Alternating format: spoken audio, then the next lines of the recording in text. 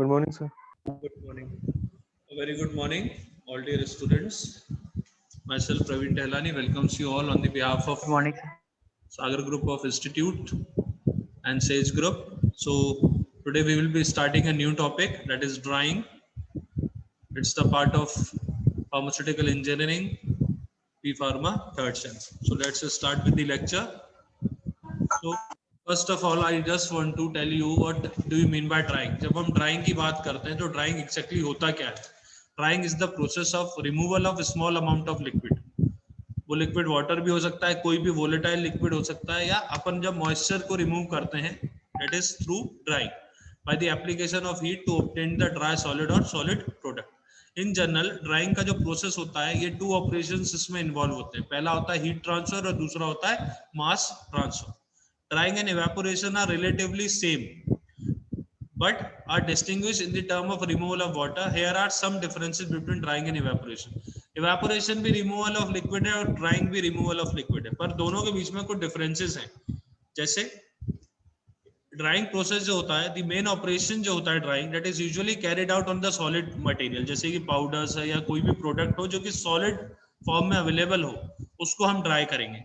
जबकि इवेपोरेशन जो होता है, इसमें जो मेन ऑपरेशन होता है that is usually carried out on the liquid material, जैसे कि सॉल्यूशन और product that are liquid in the liquid form.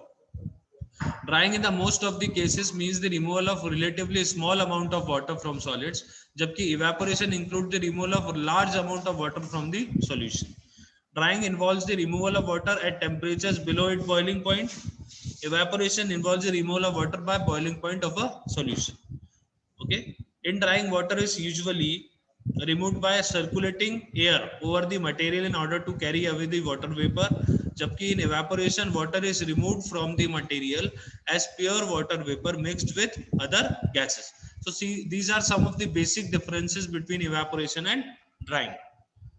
आगे चलते हैं. There are applications of drying जिसकी हम बात करेंगे. That is first application आती है preservation of drug products. Second is preparation of bulk drug, improved handling, improved characteristics, reduction in transport cost, purification of crystalline product and prevention of corrosion. These are some of the applications. सबसे पहले मैं बात करूंगा preservation of drug product. आपको ये पता होना चाहिए कि जितना ज्यादा मॉइस्चर होगा किसी भी मटेरियल में या किसी भी फॉर्मुलेशन में या ड्रग में या पाउडर में, there are chances of contamination, क्योंकि मॉइस्चर जो है वो कहीं ना कहीं माइक्रोबियल ग्रोथ को एनहांस करता है, उनको प्रमोट करता है ना. सो प्रिजर्व करना है अगर आपको अपने ड्रग प्रोडक्ट को, तो they should be well dry, ठीक है, ताकि वो प्रिजर्व रहें for long period of time. Bulk drug को जब हम प्रिपेयर करते हैं तो वहां पे ड्राइंग जरूरी है. इवन आपने जब हम टैबलेट पंच करते हैं, चाहे वो डायरेक्ट कंप्रेशन से हो, चाहे वो वेट ग्रेनुलेशन से हो या ड्राई ग्रेनुलेशन से हो, ये तीनों ही मेथड्स में ड्राइंग का एक बहुत बड़ा मेजर रोल होता है. ठीक. इम्प्रूव हैंडलिंग, डेफिनेटली एक ड्राई प्रोडक्ट जो होगा उसकी हैंडलिंग इजी होगी in comparison to the liquid product या ऐसे प्रोडक्ट जिनमें मॉइस्चर ज्यादा है. कैरेक्टरिस्टिक्स इंप्रूव करता है, जैसे कि फ्लो ऑफ पाउडर्स, ठीक है. अगर पाउडर अच्छे से ड्राई नहीं होगा तो उसकी जो फ्लो एबिलिटी है वो कहीं ना कहीं अच्छी नहीं रहेगी. Reduction of transport cost, purification of crystalline product and prevention of corrosion. So these are some of the applications of drying. Preservation of drugs. Drying is necessary in order to avoid deterioration. For example, जैसे कि blood products हैं, tissues हैं, that undergoes microbiological growth. Effervescent tablets हैं, synthetic and semi-synthetic drugs undergo chemical decomposition during the drying process. ठीक है, तो that is preservation of drug. Preparation of bulk drug में जैसे कि मैंने आपको बताया, drawing is the final stage of processing. For an example, dried aluminium hydroxide है, ठीक है, या स्प्रे ड्राइड लैक्टोज है, या पाउडर एक्सट्रैक्ट्स है, ये सब बनते हैं. इन सारी चीजें जब फॉर्मुलेट होती है, बनाई जाती हैं, तो वहां पे ड्राइंग एक बहुत मेजर रोल प्ले करता है. इम्प्रूव्ड कैरेक्टरिस्टिक्स की बात करें तो drying produces material of spherical shape, uniform size, free flowing होते हैं, एनहांस सॉल्युबिलिटी उनकी बढ़ जाती है ड्राइंग करने से. ग्रेन्यूल्स को ड्राई किया जाता है to improve the fluidity and the compression characteristics, जैसे कि मैंने आपको बताया टैबलेट की एग्जांपल लिया अपन ने. These are essential for production of tablet and capsules. Viscous and sticky materials are not free flowing, ठीक है. तो ड्राइंग क्या करता है, इट मॉडिफाइज दीज कैरेक्टरिस्टिक्स. उसकी विस्कोसिटी या स्टिकी जो उसका नेचर होता है उसे वो कंट्रोल करता है। इम्प्रूव हैंडलिंग की बात करें तो removal of moisture makes the material light in weight and reduces bulk, तो कहीं ना कहीं कॉस्ट ऑफ ट्रांसपोर्टेशन भी लेस होगा और स्टोरेज भी एफिशिएंट होगी। If the moisture is present size reduction of drug is difficult, okay, and drying reduces the moisture content also.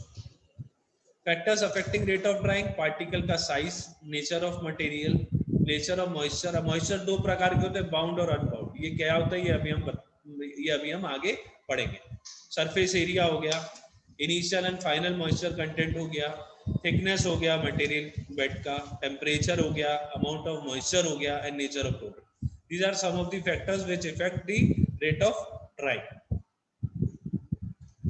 Theory of drying की बात करेंगे तो in a wet solid mass water में भी प्रेजेंट इन टू फॉर्म्स। पहला होता है bound water और दूसरा होता है अनबाउंड वाटर। बाउंड वाटर क्या होता है?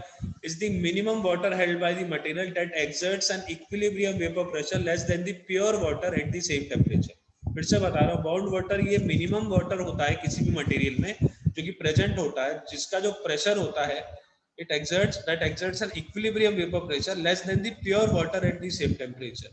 जबकि अनबाउंड वाटर क्या होता है? ये एक्सेस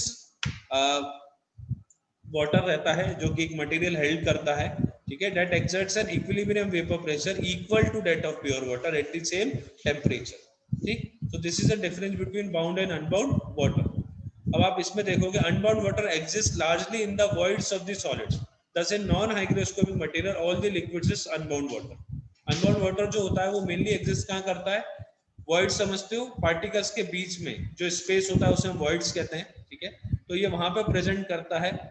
ठीक, नॉन हाइग्रोस्कोपिक मटेरियल्स की बात कर रहे हैं हम। What is the difference between hygroscopic and non hygroscopic? Hygroscopic material वो होते हैं जो कि मॉइस्चर से एटमॉस्फेयर से मॉइस्चर ले लेते हैं और अपना फेस चेंज कर लेते हैं from solid to semi solid और liquid form.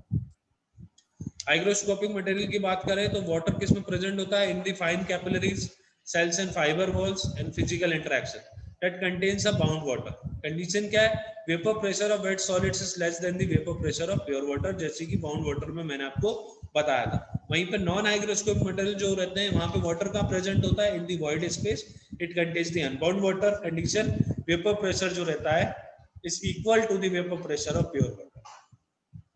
Theory of drying, इसको हम दो हेड्स में बांटेंगे। पहला है इक्विलिब्रियम रिलेशनशिप और दूसरा है रेट रिलेशनशिप। सबसे पहले मैं बात करूंगा इक्विलिब्रियम रिलेशनशिप की। Air of constant humidity and temperature is passed over wet material after long exposure of that is equilibrium is reached. और EMC क्या है? Equilibrium moisture content. It is the amount of water which exerts vapour pressure equal to the vapour pressure of the atmospheric surrounding, that is called EMC। दो term आते हैं इसमें, equilibrium moisture content, ठीक है। यहाँ पे इक्विलिब्रियम क्यों है? क्योंकि यहाँ पे जो वेपर प्रेशर है वो इक्वल है to the vapour pressure of the atmosphere, ठीक है। एक आता है FMC, that is free moisture content, वहां पे उसका जो वेपर प्रेशर रहता है वो ज्यादा रहता है। तो based on the condition of temperature and humidity solid will either lose or absorb the moisture. तो जब एयर को कंटिन्यूसली पास किया जाता है, this solid contain moisture more than EMC, then solid lose water till EMC is reached. कोई भी चीज तब तक आदान प्रदान करेगी जब तक इक्विलिब्रियम में नहीं आ जाता, ठीक है। तो यहाँ पे जो जब एयर को पास किया जाता है मटेरियल से, सॉलिड मटेरियल से, वो उतना ही वाटर लूज करेगा जब तक वो इक्विलिब्रियम में नहीं आ जाता। फॉर एन एग्जांपल, आपने ये देखा होगा कि गर्मियों और बरसात के कंपैरिजन में गर्मियों में कपड़े या कोई भी चीज जल्दी ड्राई होती है ना, जबकि बरसात में वही चीज को ड्राई होने में टाइम लगता है। तो that is the concept of equilibrium moisture content and free moisture content. So when air is continuously passed over the solid containing moisture less than EMC, then solid absorb water till EMC is reached. इस phenomena को हम sorption कहते हैं। क्या कहते हैं? Sorption. So moisture in solid, if the moisture in solid is more than EMC, तो there will be desorption, वो जो मटेरियल है वो वाटर को लूज करेगा। और अगर मॉइस्चर इन सॉलिड कम है, ठीक है, in comparison to EMC that is equilibrium moisture content, there will be sorption, वो वाटर को गेन करेगा। तो दोनों चीजें वाइस वर्सा चलेंगी। अगर सॉलिड में मॉइस्चर कंटेंट EMC से ज्यादा है तो डिसॉर्प्शन होगा, अगर सॉलिड में मॉइस्चर कंटेंट EMC से कम है तो सॉर्प्शन होगा। यहाँ पे लूज वाटर, यहाँ पे gain water. So this is the example, आप देख सकते हो vapour pressure of the wet mass is equal to vapour pressure of the atmosphere. ठीक है, तो ये इक्विलिब्रियम है। क्या है? इक्विलिब्रियम। तो अमाउंट ऑफ वाटर का कौन सा प्रेजेंट हुआ इसमें? EMC, that is equilibrium moisture content. तो यहाँ पे ना वाटर गेन होगा ना वाटर लूज होगा, क्योंकि दोनों चीजें, जो वेपर प्रेशर है मास का और एटमॉस्फेयर का, वो बराबर है, इसलिए वहां पे मॉइस्चर का आदान प्रदान नहीं होगा। अगर moisture of the solid is more than EMC तो क्या होगा? मॉइस्चर रिमूव होगा, जिसे हम डिसॉर्प्शन कहेंगे। अगर moisture of solid is less then EMC तो मॉइस्चर गेन किया जाएगा, जिसे हम सॉर्प्शन कहेंगे। यहाँ पे वाटर लूज होगा, यहाँ पे वाटर गेन होगा। फिर नेक्स्ट टर्म जो मैंने आपको बताया, that is free moisture content, FMC. It is the amount of water that is free to evaporate from the solid. The total water content minus EMC is called FMC. Okay. Rate relationships की बात करते हैं तो rate relationships is observed by considering a simple model which mimic the conditions of a dryer. In this model, wet slab of solid is considered and hot humid air is passed over it. The change in the weight is determined by weighing the slab at different time intervals and following calculations are made. तो यहाँ पे हम तीन चीजों पे बात करेंगे। पहला LOD, that is percentage loss of drying, that is mass of water in sample kg में upon total mass of wet sample into 100, that is called percentage loss of drying. फिर आता है percentage moisture content, that is mass of water in sample, mass of dry sample into 100, that is called percentage moisture content. और तो जब हम drawing rate का देखेंगे formula, तो that is weight of water in sample, ठीक है, upon time into weight of dry solid. So these are main three calculations which we have to take under consideration. पहला percentage loss on drying, that is mass of water in sample upon total mass of wet sample. Percentage moisture content, mass of water in sample upon mass of the dry sample, and drying rate, the weight of the sample upon time into weight of the dry solid. So from the data obtained from the above experiment, एक graph हमने plot किया हुआ है। This is a very important graph, इसको आप ध्यान से देखेंगे। यहाँ पे कुछ पीरियड्स दिखाएगा यहाँ पे। इनिशियल एडजस्टमेंट पीरियड, ठीक है, this is initial adjustment period. फिर आता है कांस्टेंट रेट पीरियड, फिर आता है फर्स्ट फॉलिंग रेट पीरियड, और last is second falling rate period. ठीक, इस कर्व को हम कहते हैं drawing rate curve. It is a very important part of the theory part of the drawing. इसको आप बहुत ध्यान से देखो। इसमें 4 पीरियड्स दिए हुए हैं। पहला initial adjustment period, constant rate period, first falling rate period and second falling rate period. यहाँ पे कुछ और टर्म्स आपको दिखेंगे, क्रिटिकल मॉइस्चर कंटेंट जिसे हम सीएमसी कहते हैं, फिर आता है सेकंड क्रिटिकल पॉइंट, और थर्ड आता है equilibrium moisture content, that is EMC. This is the EMC, जहाँ पे किसी प्रकार का आदान प्रदान नहीं होता और रेट ऑफ ड्राइंग कांस्टेंट हो जाता है या बंद हो जाता है, ड्राइंग बंद हो जाती है। तो सबसे पहले हम बात करेंगे इनिशियल एडजस्टमेंट पीरियड की। So the time corresponding to A B represent the initial adjustment period. During this period the solid absorbs heat and the temperature increases, ठीक है। At the same time the moisture begins to evaporate and thus tends to cool the drying solid. After some time the temperature stabilize हो जाता है, heating and cooling rate जो होते हैं वो equal हो जाते हैं, and this temperature is equal to the wet bulb temperature of drying air and it is referred by the point B.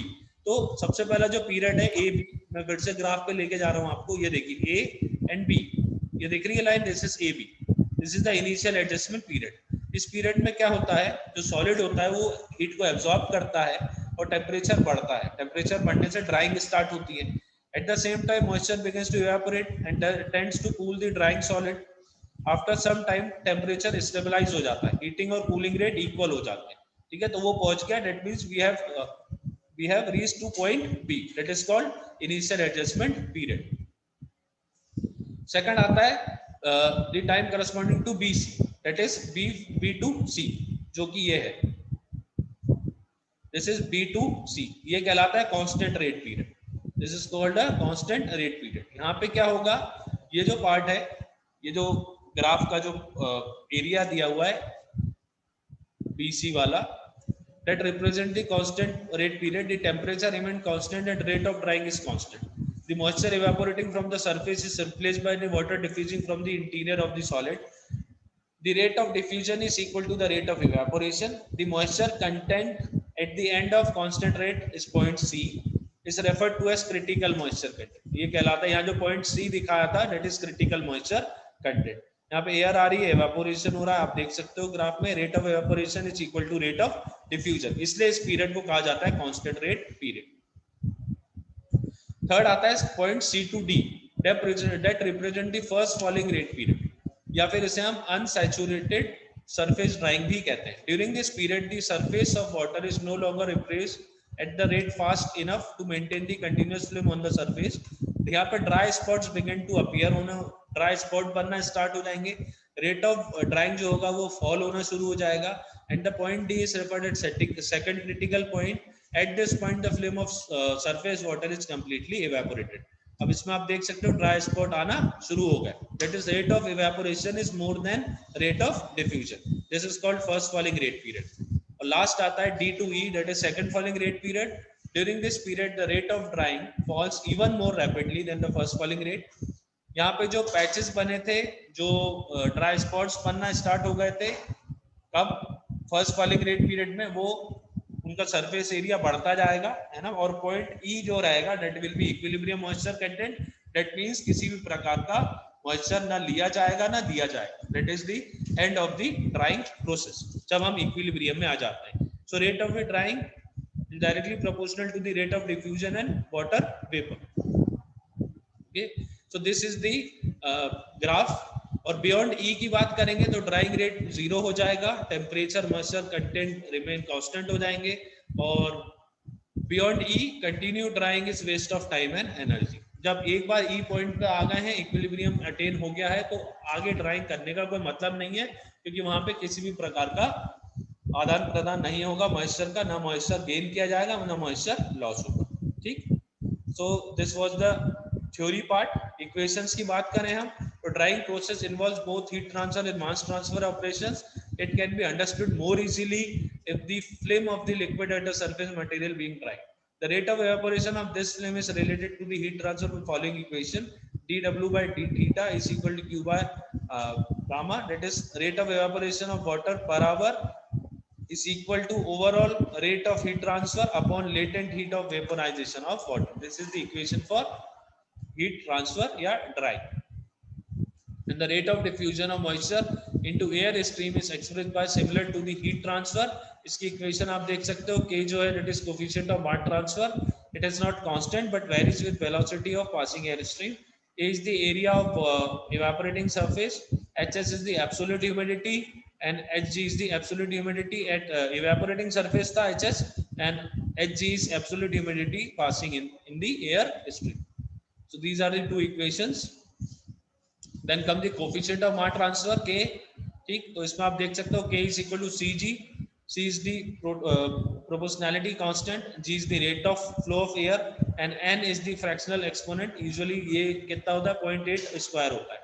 After initial adjustment period, the rate of evaporation जो होगा that will be equal to the rate of diffusion of water and the rate of heat transfer। तो ये equation कुछ इस प्रकार से बनेगी, dW by d theta is equal to Q by alpha is equal to K HS minus Hg।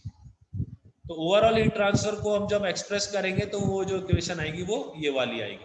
That means the rate of drying may be accelerated by increasing any of the individual term in equation 5। heat must be transferred to material to be dried in order to supply the latent heat required to remove moisture। Water diffuses through the material to the surface and subsequently evaporates into air stream। Thus the drying involves both heat transfer and mass transfer operations simultaneously। So there are some factors for selection of dryers, इसको हम कल continue करेंगे। That is all for today। Okay, please go through it। If you have any queries, let me know। Thank you and have a nice day।